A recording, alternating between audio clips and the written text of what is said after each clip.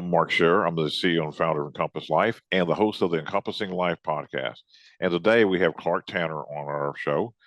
And Clarke is with Thrive Physical Therapy and Wellness in Richmond, Virginia. And come to find out, he lives in the town or was born and raised in the town I just moved to. And he even has a cat almost the same name as mine, which is unusual. Nice guy. And he has been in his own therapy company for 20 years now and has a wide variety of knowledge and experiences. I'm glad to have you on the show, Clarke. Well, appreciate the invitation, Mark. I'm looking forward to talking to you. Yes, sir. So you gave me a little bit of your story when we were chatting, and you said that you got into this because you were an athlete and had done numerous athletic things. And I assume you had some injuries along the way, as most athletes do. Yes, I have. The injury piece, I think the athletic history is what got me interested in the topics. And I kind of was lucky enough to stay relatively healthy, but I had a significant back injury about 4 or 5 years into my professional career that opened my eyes to a whole lot of things. And I think was extremely helpful, even though it wasn't an easy lesson, it was extremely helpful for me because it's helped me understand on an emotional level, which is very different from understanding something cognitively. Yeah. And in the process of trying to help myself get over issues, I learned to value the mind and the thought process and focusing on and worrying about something and how that affects pain level and what people have. And also just what it truly takes to have the body working well. I had done a lot of athletics. At that point, I did a lot of weightlifting and was fairly strong, but I wouldn't call myself balanced. I didn't necessarily have mobility and control and a lot of these other things that I truly needed. And I went through what it was like to be, getting to where I was having trouble doing what I did, which really mattered to me. And so focusing on that and paying attention to that, I had an experience where I would have a patient come in, and I remember this was sort of an eye-opening experience. And I had a patient come in the morning, and I was frustrated because I couldn't physically do some of the things I felt like they needed. And I remember feeling worse. And then in the afternoon, I had somebody come in later that didn't really have a whole lot of manual work or heavy stuff I needed to do. And I realized I felt a lot better. And so I made the connection between the what someone needed and what I was thinking about and worrying about and how it affected the symptoms that I was having. And then that led to me researching some things and has helped me a lot with my understanding of the bigger picture and how that impacts how people feel and how they go through their life. And so I think I value some things that I would not have valued the same, because when you live it yourself, it gives you a different understanding. Yeah. And it's kind of led me well over the course of my career and kind of where our company is in our programs and things we teach about and part of how we're able to be effective now. Yeah. I'm a big believer in holy shit. Oh, yeah. Or another way of saying it, spiritual poo-poo, right? Yeah. And yeah. If you got something in your life that's crap you don't want to deal with, and most people try to run away from all that stuff, but if you go into it, you're going to find a gold nugget inside of it, be it a new realm, a new realization of consciousness, be it a new life lesson. But the more you run away from life, the more you just keep getting chewed up by it, and you're actually never actually going anywhere because you're always running away from things. I would 100% agree with that. Yeah. So you said you had just started your professional career. You just started your professional career in doing what you're doing now, or? Yeah. So I actually had the issue with my back and was getting a lot of really bad sciatic stuff and that kind of thing 5 years into my career. Actually, I'm trying to think about it, the specific timing of it. It was probably 5 or 6 years into my career when I actually moved to Richmond. And about the time I started to kind of go out on my own and develop my own company. And so there was kind of a lot riding on it. And I remember that looking back on it now, I realized that was part of my nervous system overall and just kind of where I was on things. And so that understanding of the process of trying to help myself get better has led to, a lot of kind of how we approach people and patients today, which Gotcha. has been very helpful. And you mentioned that you were a college athlete and you were a gymnast as I was a well. gymnast years ago, third grade to high school age. Yep. Wow. So that takes a lot of core and balance to be Yes. in gymnastics. So did you kind of lose some of that as you aged, or? Yeah, I did. I think it did serve as a really nice base. But in my opinion, gymnastics is the hardest sport there is. Also, I think very helpful, particularly for males. But as time passed, you get into, I was always trying to gain weight and get stronger and all that kind of stuff. I wasn't this naturally really big person, and I picked a sport that involved needing to be big. So I was very strong pound for pound, but I wasn't necessarily mobile. I didn't necessarily have what I would consider a really, really balanced, healthy, functioning body, right? Because it's really about other things than just strength. And Right. I didn't realize it, but I wasn't that mobile. I didn't have as strong a core as I needed for what I was doing. And then I also went through the process of learning how to do some of the things I needed to do in an effective way that wasn't overstressing my body. So I learned how to get smarter with what I did. And, like I say, it made a huge difference because I think I had some knowledge that was good, but I also think living through the process of working on getting better myself made Right. me value things in a way and understand it on a different level and pursue things that I don't know that I would have valued the same. Yeah. The way I kind of equate it here is you can watch somebody do on X Games on TV, and they get on a motorcycle and they get on a ramp and they do 3 flips and Oh, they land it and you go, well, I know how to do that. I've seen it on TV. right. You have an awareness. Well, Right. here we're actually gonna get people on a motorcycle, get you on a ramp and have you do the flip. So it actually becomes part of your body. And once you have that experience inside you, it's always it's not something learned, it's something that's remembered, right? It's like riding a bicycle. No Yeah. one can really teach you how to ride a bike. Yeah. They can help you find balance, but then you remember that experience inside yourself. And if you haven't ridden a bike in 15 years, you can still get on a bike and ride.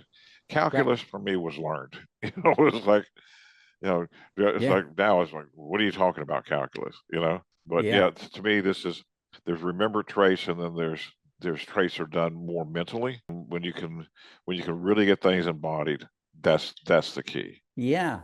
Well, I'll give you an example. Here's an example I love, and this is kind of part of what we have found works really, really well in the past. So when you work at our original movement skills come from what's called a neurodevelopmental sequence. So every infant, every child goes through the same thing. It's head and neck control on the ground to eye tracking, head tracking, reaching for things, moving on the ground, eventually to crawling, transitional movements, then walking. Well, they're basic building blocks that everybody goes through. Now that we spend different times in those phases, but for the most part, that blueprint looks exactly the same. Right. And you can take adults and there can be something going on with their walk or whatever, and you can see it. Well, you can teach them a neurodevelopmental sequence exercise, rolling or crawling, Right. and they will get up and they will walk differently Differently. immediately, just like that. Now, it doesn't mean it'll stay. You have to reinforce it and that kind of thing. But you can teach someone a plank or a quote unquote traditional core exercise that everybody does, and you can teach them that, and they will get up and walk exactly the same. And I Right. think the why that works is because you're tapping into existing movement programs and already developed programs that you had once upon a time. But as an adult, you probably don't roll around and crawl on the floor that much. We're more efficient at walking and moving.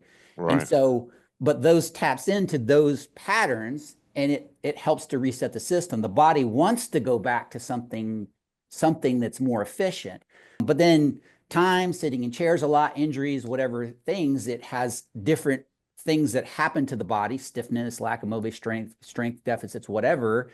And so there's different things the nervous system has to deal with, different things in the equation. So we learn Yeah. to move differently. Well, So you have going people. back to these helps. Yeah. You have people, adults crawling in your Yes. class. That's great. Yes, I That's do it great. myself. It's like that's how I train. And there is simplicity in it. I think the whole fitness side and what people do, like Google core exercises. Good luck. Right. Right. But it's very simple. It's going back to some of these basic movement patterns and learning about balance and learning about, so we actually take adults. It does not matter what the age is. We teach them rolling with different sequences. We teach them variations of crawling and then transitional movements and then kind of work up for there. And that resets the system and helps people refine the building blocks they need to restore their movement patterns. And it works beautifully, so that's also how you retrain people that have had strokes or neurological conditions. It's like, that's part of what's taught in PT school, but it's not always applied to orthopedics, and it's not always applied to a knee injury, a back injury, or whatever. And so to be good at helping people solve that problem, it really comes down to helping them move differently and better, or refine how they maybe once moved. And so, we all sit in chairs, we all have common things that we do repetitively, and that affects the physical attributes we have. It affects our body, and then that affects, what we take to the equation in terms of movement. I've done about, maybe 50 or 60 podcasts now, and worked with a lot of people who are in your physical therapy. You're the first one that says you've had adults crawl on the floor and talking about. Really? Yes, sir. The first one. That surprises me a little bit. Me too. Yeah. And talked and have spoken to this depth on the emotional component that's driving it. They're the first one. Can I give you an example on that one? Because it'll resonate for you. Please. Okay. So, all right. So I love what I did. I love my job. And I wanted to continue, and I worked my ass off to have a shot at my job, right? Like it's years of work to get into school and get through. And I knew where I wanted to go with my business. Well, when I hurt myself, I got to where I was like, if I barely pushed on somebody, it would light my leg up. And I remember I got where I couldn't stand, I couldn't walk, I couldn't sit through dinner. And so what your brain goes to is, what does this mean? And what is the future? What does this mean for the future? Well, like, if you had asked me what my pain was, I would have told you probably 4 or 5. I've had things that legitimately hurt like hell. Like I've had injuries that if it didn't stop, I was going to pass out. Like, I've been there. I wouldn't say it was like that, but if you said on the emotional level, what was this? This is potentially something that I could, like, at the time, we weren't real optimistic about back issues. And I thought for sure anything that was running down the leg was considered a disc thing. And we weren't taught to be optimistic. Well, that was a massive threat to me, right? And what I wanted to do to my future. Well, and then what you do is you monitor it, or I'm going to talk about what I did. I would monitor it all the time. And so all I was doing was spiking my nervous system and setting off my inflammatory response. And constantly that becomes your prevailing thought. Right. Right. We were talking about this earlier. Your subconscious is like, my subconscious was, holy shit. And what does this mean? Right. Well, if you stay there all the time, all you're doing is staying in a fight or flight response. And what we know with the research now is you're just setting off your inflammatory response, and you're creating muscle tension, and your body responds and changes your blood chemistry and this immediately. It's not later, it's now. And so if you're constantly focusing on that, like, I thought I was helping myself. I was actually making myself worse because I was constantly monitoring it. Well, it wasn't until I started to be aware of the difference in what the patient needed that I started to think about it. Well, then I went and dug into the research and found where it started to talk about, if you catastrophize and you're focusing all the time, well, it affects blood chemistry and it makes people's pain threshold lower. It makes them hurt worse. So I was making myself worse in the name of trying to protect myself. Well, when I started to understand that, I started to think about it differently. Wait a minute. Me thinking about and worrying about this all the time makes it more likely to happen than less. And so I started to sort of have other things, like, let me focus on what it is I'm doing. Let me focus on what I can do. Let me do the things I needed to start changing my life. So an easy way to think of it, I started to take the steps to getting better.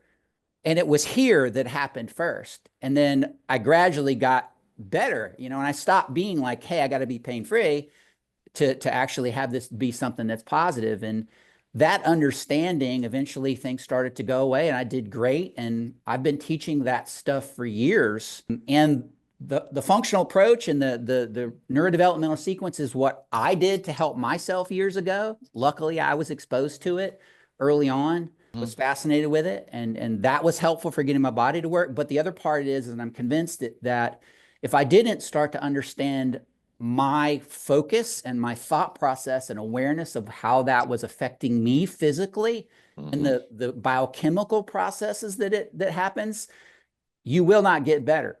And I didn't until I started to think about it differently and stop constantly focusing on it. And then I got where it's like, no, these things are actually good for me. I need to do these things. And, you know, so it's a process. I don't believe that it's something where it's like, it's this linear line. It's this sort of process and journey that you go through. But it really does. It's mind and body and the habits you have that start with what you're thinking about. And then also, how do you move and how do you go about your day? And it's not just about habits. It's about how you do the things that you do and the experience. So that's probably more than you wanted for that, but this is awesome, dude. I can talk about that for a while and I get excited about it. So yeah. And interesting, I had a back injury as well. Couldn't walk, couldn't crawl.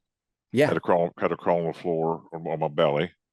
Take me 30 minutes to crawl to the bathroom to stand up to pee. Yeah. And I remember when I was able to stand up to pee, I became grateful for being able to stand up to pee, and that's when things started to shift. Yeah, I totally get that. Yeah, but before that, I was pissed about life and didn't like what I was doing, and I had all kind of things, and I really desired to get into coaching. Yeah. And I'd make some good money and up and down with the money. And I said, well, I put another $1 million in the bank. Then I can go into coaching. And if something doesn't go wrong, I'll have option number 2 available. Well, about that time, a friend of mine, son, was working for me. He embezzled a bunch of money. And so I basically burned down my past and started coaching. And I said, well, how am I going to, how am I going to do it? Well, God goes, well, if you can coach your ass through this, you can coach people. So I love it. Yeah. That's great. So well, you gotta love what you do, man. And that's pretty cool. Yep. And inside the pain, as the pain begins to leave, like when you're in a lot of pain, when I was in a lot of pain, put it that way, that like pain was encompassing my thoughts. Like it was just there all the time. Yeah. And so as the pain began to subside, I noticed I had all this room up there, and I was like, okay, what am I going to put back in here now? Right. I started to really be able to choose, and that experience with pain had me become so sensitive to pain that even little nuances of it that I would normally have overlooked became like, no, and would wake up to be able to get to greater and greater levels of enthusiasm. Yeah. And just start having fun for no reason, and pretty soon you're gonna have a whole lot of reasons to have fun for. Yeah, you're right. You're right. I love that. And many times, like, our brain's all over the place. So you frequently have to replace the thing that you're thinking about with something else. And sometimes it does take a little bit of direction. Sometimes it's just breathing. It's like trying to give yourself space. But you're exactly right. It's not until you're like trying to find the things that you're thankful for, even if it's just like, hey, my pain is usually a 9. Right now it's a 7. That's pretty awesome. Yeah. The exactly. turning point for me, I remember being working out one time and I was getting a lot of leg symptoms. I remember consciously thinking like, okay, I'm tired of thinking about this. And I literally made the conscious decision I was going to be fine no matter what. Like, no matter what, I'm going to make the most of this. And okay, hurt. Like, go ahead. Like, go ahead, leg. Do it. Like, do what you want. I'm not going to stop doing this thing I was doing at the time. I was actually doing a crawling thing and like a quadruped thing. And I remember it. I remember the conversation in my head. And I remember thinking, screw it. Like, I'm tired of worrying about it. Hurt. And so in that moment, I'm convinced that's one of the major changes, because for me, I stopped trying to be like pain-free. I'm like, I'm going to make the most of this no matter what, period. And I think that's the decision you have to make, and I've heard this before. I've read this and I've had people say, well, you kind of have to give your body permission to be okay. I used to think that was BS, But then I'm like, well, okay, that is kind of a variation of it. Yep. I think Yep. if you're constantly looking for the issue, or hey, it needs to be better, and I've seen it in patients, it's like, Yep.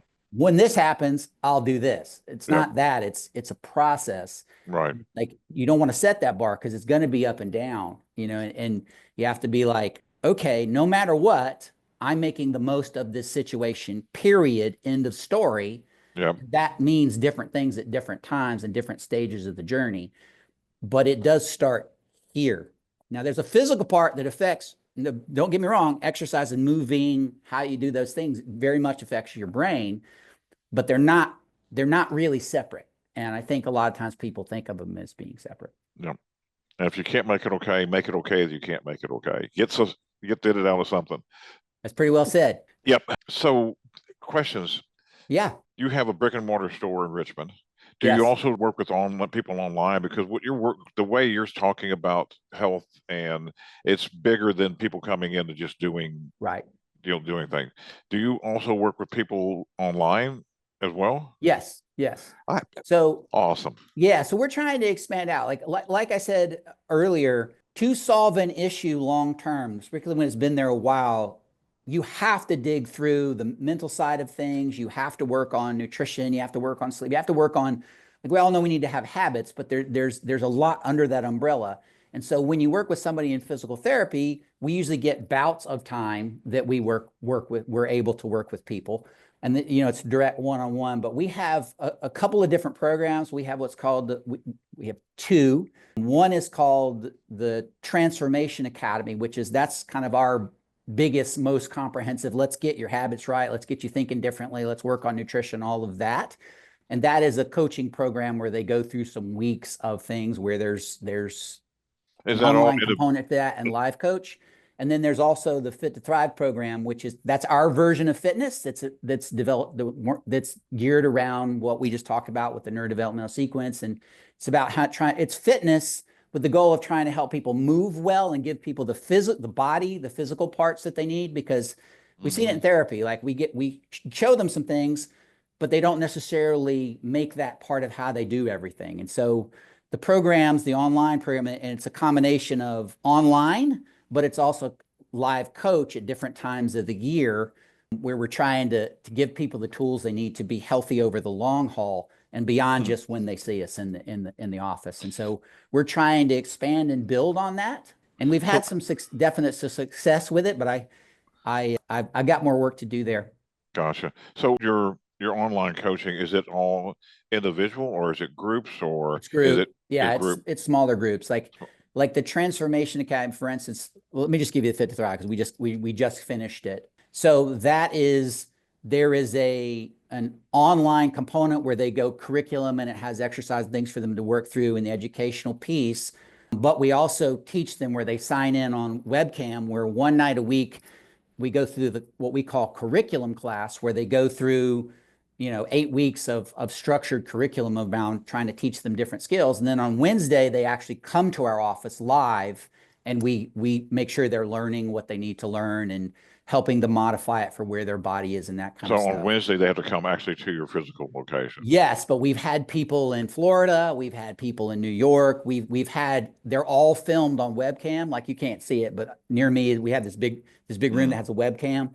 And so we teach all of those classes right here live, but it's recorded via webcam, and that can be done anywhere. So to answer your question, yes, we value being with someone and being live, because we can put our hands on people and help show them what they need to know. But that's not exclusively. Like, we have people that are literally from all over the place, and those are some of the things we're trying to build and grow to have a really lasting impact. Like the two programs we've got, which is the Fit to Thrive, that's the movement-based fitness. That's to give people the tools of getting their body right. And then the Transformation Academy is kind of the whole thing, where it's like, we're talking about nutrition, we're talking about sleep, and we're also talking about fitness principles.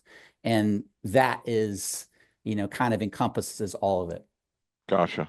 But we also go do live stuff in the office. So okay. So does insurance pay for your stuff as well? So insurance pays for our services of physical therapy care. Right. The programs are cash pay services. Like we've had a few people where their health spending account paid for it, but for the most part, that's usually something that they have to pick up. Gotcha. And Yeah. or some of what you're doing, is it maybe for them to be certified to be a physical therapy as well? Or is it for some of their business, like CEUs, or just for their own, Yeah, that's a great question. So our programs are designed for the person and the individual to benefit from the training themselves. We do have physical therapists, and we've had some fitness people that actually come in and shadow us and do some different things. I've helped people do some certification type stuff, but it's not geared towards Gotcha, the specific business practitioner? development. Not at this point. We thought about that, but we haven't quite gotten there yet. It's more consumer. Yeah, the breadth of your knowledge and how you're playing with this, I'm just sitting there going, man, more people require to understand what you're doing. I think it's something that everybody needs to learn and know on some level, and we're trying to do a good job at that here Awesome. and grow that effort. Cool. So where are you in Richmond? What's your location? I am in Richmond. We are very close to what's called Chippenham Hospital. We're on the south side of Richmond. Gotcha. No, we're about 15 minutes from downtown Richmond proper, but we're in a very central location in Richmond. I have one of our students is a chiropractor in your area, and I got to introduce you. She's a single mom with 19 kids. Wow. Okay. Now her kids, now she's older now, but she had 9 biological and 10 adopted children. She's an impressive lady. Oh my God, She would be interesting. She is a force of nature, and she has certification in chiropractic. And She's close by you. I got to introduce you guys. I would be delighted to meet her because this is the other thing. Like, and you probably know this from what you do, but everybody's always got your head down trying to help people and do it in your own little area.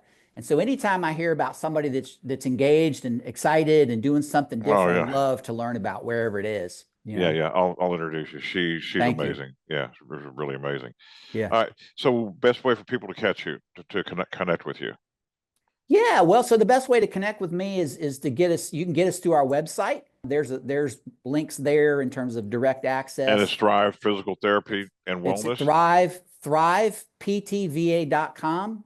And there's direct links where you could get to that. And then also Clarke with an E at thriveptva.com is my email. I don't mind people Thrive PTVA. Yeah, Thrive, THRIVE, Thrive, PT, Peter Tom, VA is in Virginia.com. Oh, gotcha. And it's Clarke with an E is my specific email. Gotcha. All right, Clarke. So I have one question I end the podcast on. Love it. What do you love about life? What do I love about life? Gosh, what don't I love about it? So I love learning. I love growing. I love the experience of a positive interaction with people. Just like the moment can be just amazing. It doesn't have to be anything fancy. It doesn't have to be any big thing that you did. It can just be a good conversation. It can be that I learned something cool. It could be that something you did in your work made a difference for people. Just the experience of what it can be when you look for small stuff. Seeing the beauty in the little things.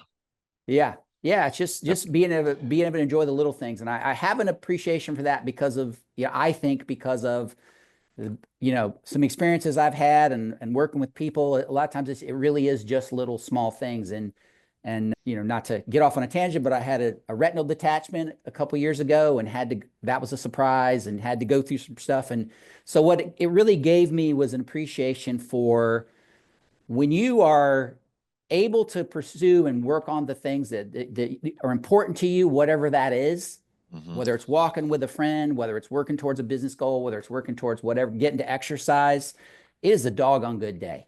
Yeah. And it's just the small things. It's not the big things. Awesome, sir. Well, thank you, Clarke, for being on the show. Really appreciate getting to know you. My pleasure, Mark. And I look forward to the opportunity. Oh, you're welcome. I look forward to see where you're taking this in the next 10 years. So I appreciate that. I appreciate that very much. Awesome, sir. And good luck to you in Ocala. I think that is really cool. I haven't had anybody that most of the time people don't even know where that is. Yeah. Like, or how to say it. Yeah. Yeah. Osala or something, Yeah. Yeah. Yeah. All Yeah. right, sir. Have a beautiful day. Good talking to you, Mark.